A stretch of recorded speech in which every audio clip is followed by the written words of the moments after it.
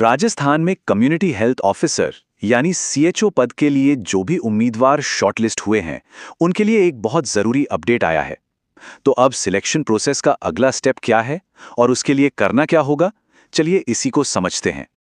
देखिए, ये राजस्थान कर्मचारी चयन बोर्ड की तरफ से जारी किया गया ऑफिशियल नोटिस है।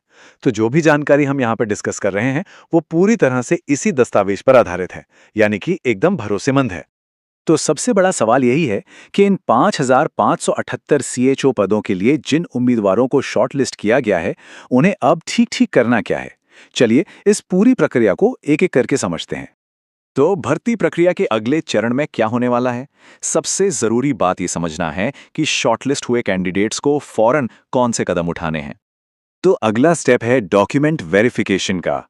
ये एक बहुत ही जरूरी प्रक्रिया है, मतलब ये मैंडेटरी है और जितने भी उम्मीदवार प्रोविजनली शॉर्टलिस्ट हुए हैं, उन सभी को इसे पूरा करना ही होगा।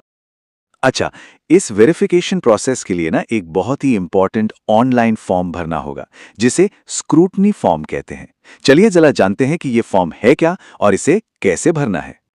ऑफिशियली इसका नाम है डिटेल्ड फॉर्म कम स्क्रूटनी फॉर्म। अब आसान भाषा में समझें तो ये बस एक ऑनलाइन एप्लीकेशन है जिसके जरिए बोर्ड ये चेक करेगा कि उम्मीदवार योग्य हैं या नहीं और उनके सारे डॉक्यूमेंट सही हैं या नहीं। इस फॉर्म को भरने का तरीका काफी सिंपल है। बस बोर्ड की ऑफिशियल वेबसाइट पर जाना है, वहां ऑनलाइन डिटेल्ड फॉर्म कम स्क्रूटनी फॉर्म को ढूंढकर भरना है। लेकिन हाँ, एक बात का खास ख्याल रखना है, सबमिट करने से पहले हर जानकारी को दोबारा जरूर चेक कर लें। याद रहे, ये फॉर्म सिर्फ और सिर्फ बोर्ड की ऑफिशियल वेबसाइट पर ही मिलेगा, जिसका एड्रेस है rsmssb.rajasthan.gov.in। इस एड्रेस को ध्यान से नोट कर लें। चलिए अब आते हैं सबसे ज्यादा जरूरी हिस्से पर, वो हैं तारीखें। इन डेडलाइंस को किसी भी हालत में मिस नहीं करना है। तो ध्यान से सुनिए, ऑनलाइन फॉर्म भरने के लिए जो विंडो है वो 9 फरवरी को खुलेगी और 23 फरवरी 2026 को बंद हो जाएगी। मतलब फॉर्म इसी टाइम पीरियड के बीच में जमा कर देना है। एक बात पर और गौर कीजिएगा, ऑफिशियल नोटिस में ये साफ साफ लिखा हुआ है कि इसके बाद कोई दूसरा मौका नहीं दिया जाएगा। तो मेरी सलाह है कि आखिरी तारीख का इंतजार बिल्कुल भी ना करें। ठीक है, तो ऑनलाइन फॉर्म तो जमा कर दिया, पर उसके बाद क्या? आइए अब आगे की तैयारी पर भी एक नजर डाल लेते हैं। उम्मीदवारों के लिए सबसे अच्छी सलाह यह है कि बोर्ड की वेबसाइट को लगातार चेक करते रहें, क्योंकि अगला स्टेप फिजिकल डॉक्यूमेंट वेरिफिकेशन का होने वाला है।